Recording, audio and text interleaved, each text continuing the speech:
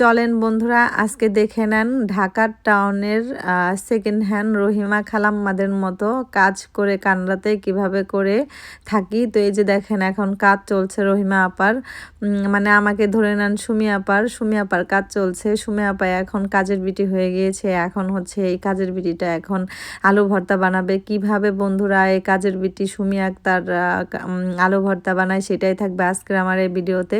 প্রথমত হচ্ছে পেঁয়াজ কুচি কুচি করে কেটে মরিচটা মানে একটা কৌটায় রেখেছিলাম, সেই কৌটা থেকে বের করে একটা কড়াইতে গরম করে সেই কড়াইতে দিয়ে পেঁয়াজ আর হচ্ছে মরিচটা ভেজে নিয়েছি। ভেজে নিয়ে একটা বাটিতে রেখেছি, সেই বাটির থেকে আরেকটা বাটিতে নিয়েছি, কারণ যে বাটিতে রেখেছিলাম সেই বাটিটা হচ্ছে ছোট ছিল। এখন হচ্ছে একটা বড় বাটি নিলাম, সেই বড় বাটির মধ্যে পেঁয়াজ আর মরিচ আর হচ্ছে একটু লবণ দিয়ে চটকে চটকে মাখিয়ে নিলাম। মাখানোর পর এখন আপনাদের দেখাবো যে আলু ভর্তাটা কিভাবে করে। আলুগুলো অবশ্যই সেদ্ধ করে ছুলে নেবেন, আর আমি সেদ্ধ করে ছিলে নিয়েছি।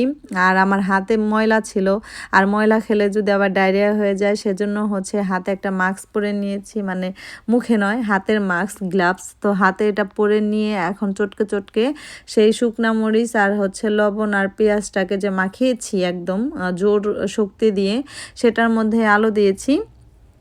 আলুটা দিয়ে একদম চটকে চটকে নিয়েছি। আর আমি জানি আমার মতো যেরকম আমরা কানাডাতে আছি, মানে কাজের বিটির মতো টোটালি বাসার সব কাজ একদম কাজের মহিলাদের মতো। আসলে যে মহিলারা কাজ করে তারা কাজের মহিলাই থাকে। তো যাই হোক, তো কাজের মহিলাদের মতো একদম টিপটাপ করে বানাই নিলাম। এখন আমি তো ভর্তা টর্তা বানালাম, প্রচুর ক্ষুধা লেগেছে, তো এখন খাবো। তো আলু ভর্তার মধ্যে তারপরে কি করলাম, একটু চেকে নিয়ে দেখলাম যে লবণ টবণ ঠিক আছে নাকি, দেখলাম যে লবণ ঠিক আছে। তারপরে হচ্ছে ভাবলাম যে না এখন সবই ঠিক আছে, একটু সরিষার তেল দিতে হবে। তো বন্ধুরা সরিষার তেলটা দিয়ে তারপর হচ্ছে আমি কতটুকু খাবো সেই অনুযায়ী করে ভাত নিয়েছি। তারপরে আমি পছন্দ মতো ডাল রান্না করেছি একদম হলুদ করে, সে ডাল নিয়েছি। তারপরে আলু ভর্তা আমি কতটুকু খাবো ততটুকু নিয়ে এই যে দেখেন খাচ্ছি। তো এই কাজের মহিলাটার ভিডিওটা আপনাদের কেমন লাগলো অবশ্যই জানাতে ভুলবেন না, আর আমার সাথে থাকবেন, পাশে থাকবেন, আর আমিও আপনাদের পাশে আছি।